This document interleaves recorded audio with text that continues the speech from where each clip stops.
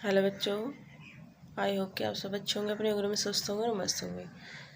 तो हमारे चल रहा था कोशिका जीवन की का चैप्टर, जिसमें मैंने आपको कोशिका अंगक में आपको उसमें पढ़ा रही थी।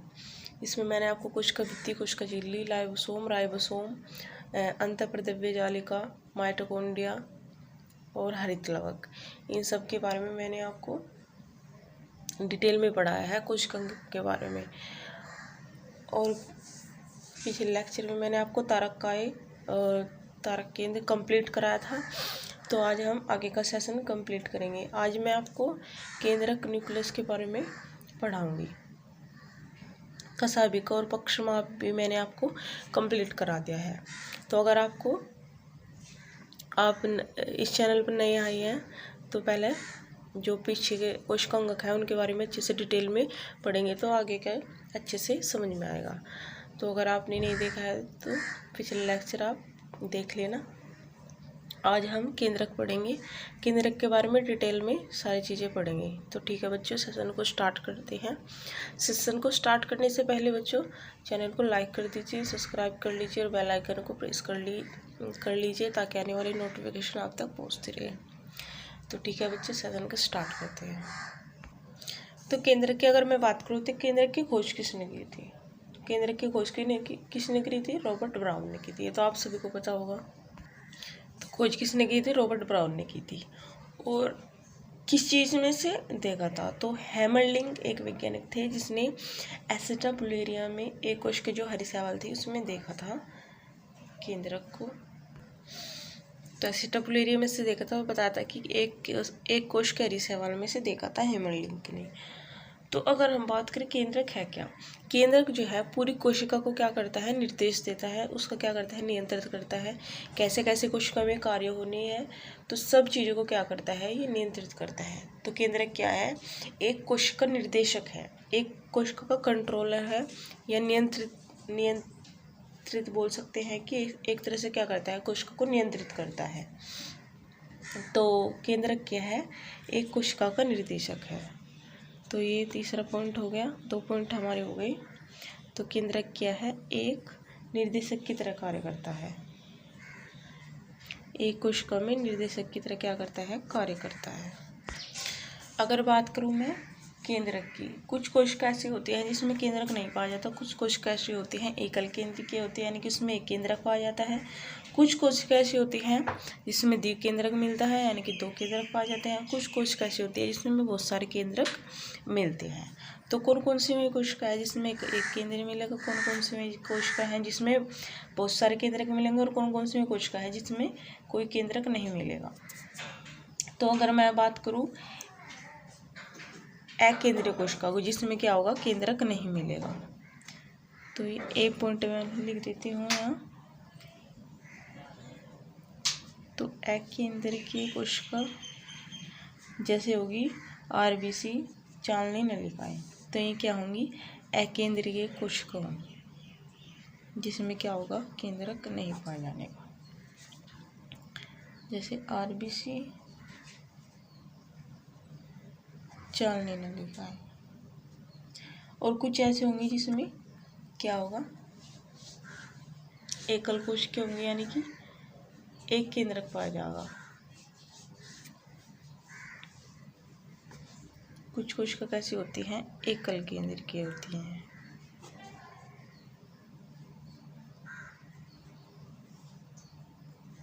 ज़्यादातर तो एकल केंद्रीय की होंगी, यानी कि ज़्यादातर कैसी होती हैं जिसमें एक केंद्रक पाया जाता है।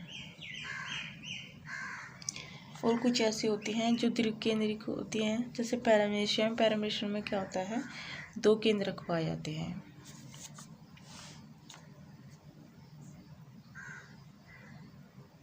तो पैरामेशियम क्या है?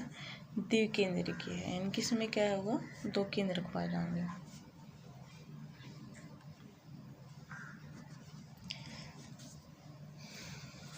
कुछ बहुकेंद्रीय की भी होंगी, जैसे कंकाली मांसपेशी कोशिका, जिसमें क्या होंगे? बहुत सारे केंद्रक पाए जाएंगे।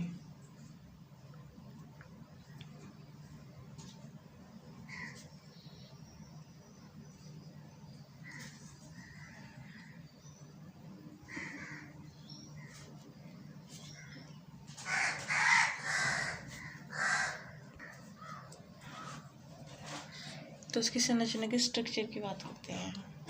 तो मैंने बताया जैसे कुछ क्या होंगी, एकल केंद्रिक होंगे, यानी कि जिसमें अकेंद्रिक, जिसमें केंद्रक नहीं मिलेगा। कुछ एक ज़्यादातर एकल केंद्रिक होंगी, यानी कि एक केंद्रक पाया जाएगा कोशिका में। और द्विकेंद्रिक होंगी, जैसे पैरामेशियम 2 केंद्रक मिलते हैं। और बहुकेंद्रिक होंगी, जिसमें क्या होंगे, बहुत सारे केंद्रक पाए जाएंगे। तो ये हमने बात करी केंद्रक की। अब बात करते हैं संरचना स्ट्रक्चर, यानी कि न्यूक्लियस केंद्रक की संरचना कैसी होगी। तो केंद्रक की संरचना कुछ इस तरह से होगी। इसमें अंदर क्या होगा, कोशिका द्रव्य होगा, और क्या होगी, केंद्रिका होगी, और ये क्या होगा, बाह्य आवरण होगा। 2 आवरण से बना होगा, बाह्य आवरण होगा, और क्या होगा, अंतःआवरण होगा।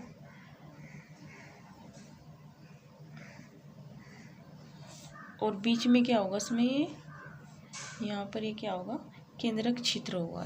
ये क्या है, केंद्रक छिद्र है।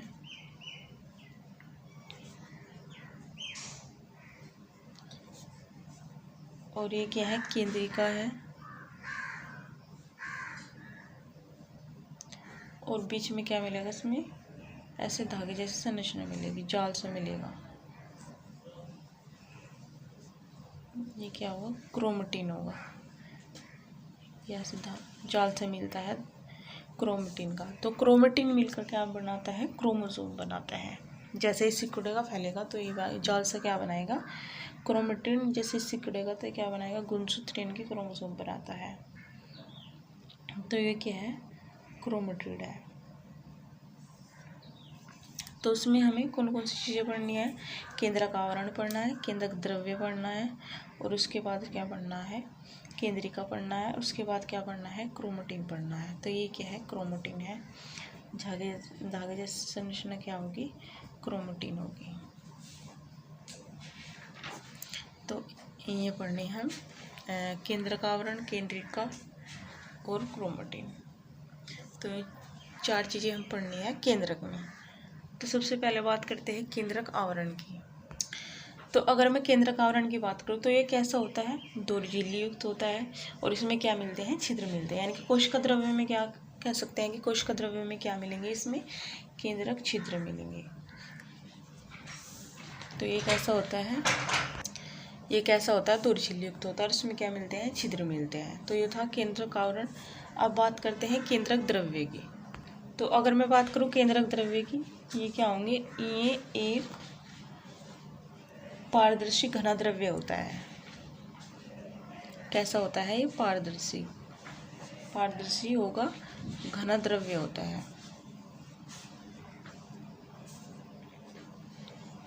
जिसमें क्या मिलेंगे, इसमें क्या मिलेंगे, डीएनए मिलेंगे, आरएनए मिलेंगे, प्रोटीन मिलेंगे, एंजाइम मिलेंगे, खनिज लवण मिलेंगे। तो ये सब क्या होंगे, इसमें पाए जाएंगे। तो इसमें क्या मिलेगा, जैसे डीएनए मिलेगा, आरएनए मिलेंगे, और प्रोटीन मिलेंगे, और एंजाइम मिलेंगे, और खनिज लवण आदि इसमें क्या होंगे, पाए जाएंगे। तो ये सब चीज़ें इसमें कोशिका द्रव्य में मिलेगी। तो ये केंद्रक द्रव्य मैंने बताया आपको, और केंद्रक आवरण मैंने आपको बताया। अब बात करते हैं केंद्रिका की, यानी कि न्यूक्लियस की। तो केंद्रिका क्या होगी, केंद्रिका क्या है, न्यूक्लियस भी बोलते हैं इसे, न्यूक्लियस भी केंद्रिका को बोलते हैं। तो उसमें क्या होगा, आरएनए और प्रोटीन से मिलकर बनी होती है। तो केंद्रिका क्या होगी, आरएनए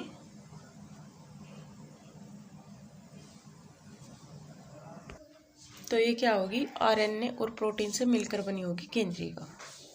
तो पहला पॉइंट ये होगा इसमें। सबसे पहले तो इस पर कोई भी इसमें आवरण नहीं मिलेगा। केंद्रिका क्या होगी, आरएनए और प्रोटीन से मिलकर बनी होगी, और इसमें कोई भी आवरण नहीं होगा। यानी कि क्या होगी, ये आवरणहीन होगी, ये आवरण से घिरी हुई नहीं होगी।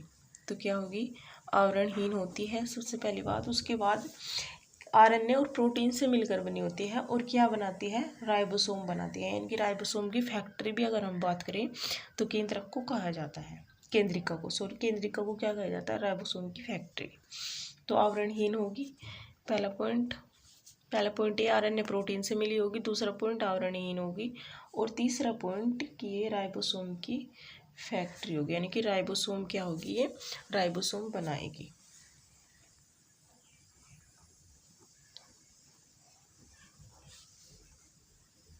तो राइबोसोम की फैक्ट्री भी हम इसे कहते हैं कि राइबोसोम क्या करेगी, राइबोसोम का निर्माण करेगी। जैसे मैं आपको अगर समझाऊँ, जैसे ये क्या है, केंद्रिका है, यहाँ पर क्या मिल रही है, ये केंद्रिका है। तो केंद्रक क्या होगी, प्रोटीन और आरएनए से मिलकर बनी है। ये क्या है, आरएनए से मिलकर बनी है। अगर इन्हें दोनों को जोड़कर देखें तो क्या बनाएगी, राइबोसोम बनाएगी। क्या बनाएगी, राइबोसोम।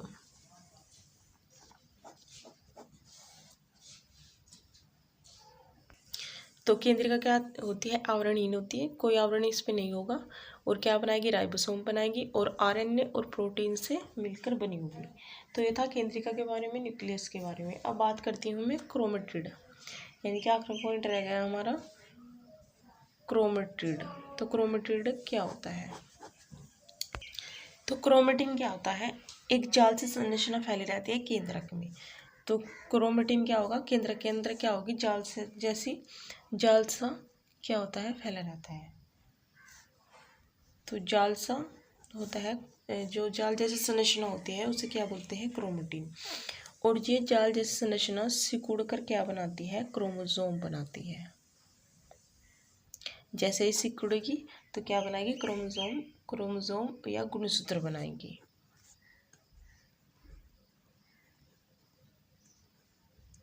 तो क्या बनाते हैं, क्रोमोसोम या गुणसूत्र, भी सही बोलते हैं, क्रोमोसोम बनाएगी सिकुड़कर। अगर मैं बात करूं, जो गुणसूत्र होगा, क्रोमोसोम होगा, तो क्रोमोसोम गुणसूत्र में क्या होगा, डीएनए होगा। तो अगर मैं बात करूं डीएनए, इसमें डीएनए क्या होता है, एक कोशिका में बहुत लंबा होता है, तो वो आसानी से कोशिका में फैलाकर नहीं रखा जाता। तो क्या होता है, डीएनए बहुत ज़्यादा लंबा होता है, तो इस तरह इसलिए क्या करते हैं, डीएनए को एक स्टोन प्रोटीन होती है जिसके ऊपर क्या होते हैं, उसे लपेट कर रखा जाता है डीएनए को। तो डीएनए क्या होता है, बहुत काफ़ी लंबा होता है, तो वो एक कोशिका में नहीं आता, इतना लंबा होता है। तो जैसे हम धागे को लपेट कर रखते हैं, तो इसी तरह डीएनए को भी एक हिस्टोन प्रोटीन होती है। तो इसी तरह हिस्टोन प्रोटीन के ऊपर डीएनए को लपेट कर कोशिका में क्या होता है, रखा जाता है। तो अगर मैं बात करूं, जो क्रोमेटिन का जाल होगा, तो अगर मैं बात करूं, जैसे ये क्या है, डीएनए है, तो डीएनए को जैसे ये क्या है, हिस्टोन प्रोटीन है, तो हिस्टोन प्रोटीन को क्या करते हैं, हिस्टोन प्रोटीन के ऊपर डीएनए को क्या करते हैं, लपेट कर रखते हैं। तो ये क्या है, हिस्टोन प्रोटीन है, हिस्टोन प्रोटीन को डीएनए के ऊपर, हिस्टोन प्रोटीन के ऊपर क्या करते हैं, डीएनए को लपेट कर रखते हैं। तो ये क्या होगा, डीएनए होगा। अगर हम बात करते हैं ऐसे, हिस्टोन प्रोटीन होगा, उसके ऊपर डीएनए होगा, तो अगर एक संरचना ये होगी तो ऐसे एक ये होगा, डीएनए और हिस्टोन प्रोटीन, तो ऐसे ही लिपटे हुए होते हैं, ऐसे इनकी संरचना होगी, ऐसे ही लिपटे रहेंगे। तो अगर मैं बात करूं, इसे एक को क्या बोलेंगे, जैसे इनकी चेन जैसे संरचना बन जाएगी, तो इसको क्या बोलेंगे, न्यूक्लियोसोम बोलेंगे। क्या बोलेंगे इसे, न्यूक्लियोसोम। तो जैसे इससे बोला न्यूक्लियोसोम, और इसके अंदर क्या है, डीएनए और हिस्टोन प्रोटीन के ऊपर लिपटा हुआ है। तो अगर इसे न्यूक्लियोसोम बोला, तो इस पूरी चेन को क्या बोलेंगे, पूरी चैन का नाम दिया क्रोमेटिड, क्योंकि धागा पूरा है तो इसे बोला क्रोमेटिड। और क्रोमेटिड किससे बना है, सॉरी क्रोमेटिन अगर मैं बात करूँ क्रोमेटिन की, क्रोमेटिन क्या है, एक जाल है जो केंद्रक में पाया गया है। तो जैसे जाल क्या है, क्रोमेटिन है। क्रोमेटिन यानी कि जाल जैसी संरचना है, उसे हमने क्या बोला, क्रोमेटिन। और क्रोमेटिन न्यूक्लियोसोम से मिलकर बना है। और न्यूक्लियोसोम के अंदर क्या है, डीएनए है और हिस्टोन प्रोटीन के ऊपर लिपटा हुआ है। तो ऐसे ही एक पूरी इसे धागे जैसे संरचना को क्या बोला हमने, क्रोमेटिन बोला। और जैसे जैसे एक इनमें क्या होंगे, अंदर न्यूक्लियोसोम होंगे, बहुत सारे न्यूक्लियोसोम से मिलकर बना होगा क्रोमेटिन। बहुत सारे न्यूक्लियोसोम से मिलकर बना क्या होगा, क्रोमेटिन। और क्रोमेटिन क्या है, एक जाल जैसी संरचना है केंद्रक में। और न्यूक्लियोसोम के अंदर क्या है, डीएनए है जो हिस्टोन प्रोटीन के ऊपर लिपटे हुए हैं। तो ऐसे ही एक केंद्रक में बहुत सारे क्रोमेटिन मिलते हैं। तो बहुत सारे क्या मिलेंगे, क्रोमेटिन मिलेंगे। तो क्रोमेटिन मिलकर क्या बनाएंगे, क्रोमोसोम बनाएंगे, यानी कि गुणसूत्र बनाएंगे। तो ये हमारा यहाँ हो गया कंप्लीट क्रोमेटिन। जो क्रोमेटिन है वो जाल जैसी संरचना होती है केंद्रक में, और सिकुड़कर फैलकर क्या बनाता है, फैलाव अगर हम बात करें जाल जैसी संरचना उसमें मिलेंगी, और सिकुड़ कर क्या बनाएंगे, क्रोमोसोम गुणसूत्र बनाएगा। और गुणसूत्र क्रोमोसोम में क्या होंगे, बहुत सारे डीएनए मिलेंगे, डीएनए से मिलकर बना होगा। तो जैसे मैंने बताया डीएनए क्या होता है, बहुत ज़्यादा लंबा होता है, तो उसे किसी चीज़ के ऊपर लपेट कर हम क्या करते हैं, रखते हैं कोशिका में। तो हिस्टोन प्रोटीन एक प्रोटीन है जिसके ऊपर डीएनए को लपेट कर रखा जाता है। और ये चैन जैसे संरचना होती है, जिसे मैंने बोला क्रोमेटिन। और क्रोमेटिन न्यूक्लियोसोम से मिलकर बने होंगे। तो ये आई होप कि बच्चों आपको मेरा लेक्चर समझ में आया होगा। तो ठीक है, आज का सेशन यहीं पर मैं एंड करती हूँ। तो नेक्स्ट लेक्चर मिलेंगे नेक्स्ट टॉपिक के साथ। आप सभी का धन्यवाद।